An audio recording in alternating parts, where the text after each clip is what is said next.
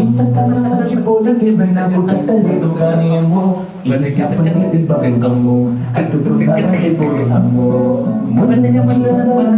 దాని మళ్ళీ అంటున్నానే అమ్మో ఇవన్నీ చెప్పకుండా వచ్చేదమ్మో